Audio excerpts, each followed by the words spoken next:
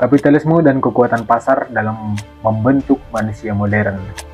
Setiap pagi, jutaan orang bangun bukan karena cahaya matahari, melainkan karena alarm di ponsel buatan pabrik.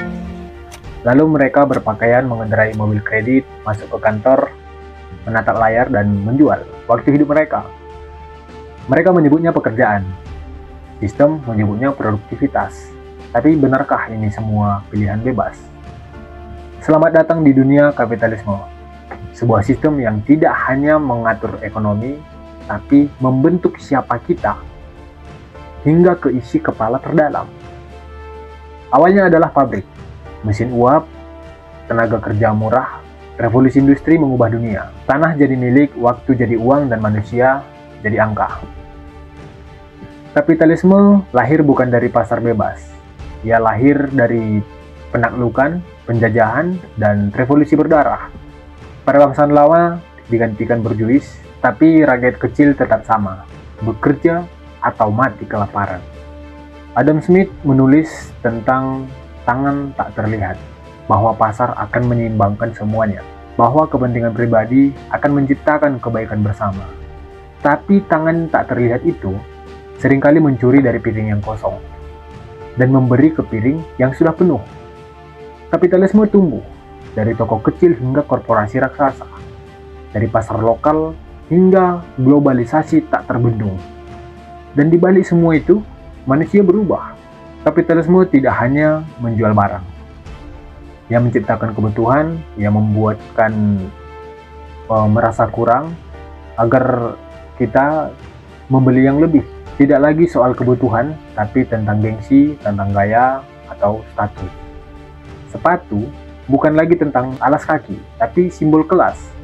Ponsel bukan untuk alat komunikasi, tapi lambang nilai diri. Dan yang paling berbahaya adalah kapitalisme itu membuat dirimu sendiri percaya bahwa semua ini adalah normal, biasa-biasa aja. Seakan-akan nggak ada yang terjadi apapun. Dari kecil kita diajari untuk membeli. Iklan jadi pendidikan pertama, brand jadi identitas. Apa yang kita makan, apa yang kita pakai, baca, dengar, semua dikurasi oleh pasar. Kapitalisme tidak membunuh dengan kekerasan, tapi dia menyusup lewat kenyamanan.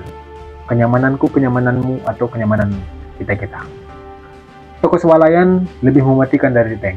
Diskon lebih berbahaya dari peluru.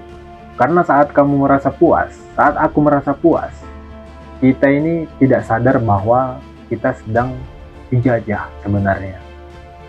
Di atas panggung, kapitalisme menjanjikan mimpi. Tapi di balik layar, ia menyembunyikan mimpi buruk. 1% orang menguasai lebih dari separuh kekayaan dunia. Sementara sisanya berebut remah-remah roti sambil menyalahkan satu sama lain. Kemiskinan dianggap kegagalan pribadi, padahal sistemlah yang membuatnya. Kapitalisme menjual mimpi, lalu menagih bunga. Ia menciptakan kompetisi tanpa ujung, hingga manusia berubah menjadi serigala bagi sesamanya. Namun manusia tidak tinggal diam.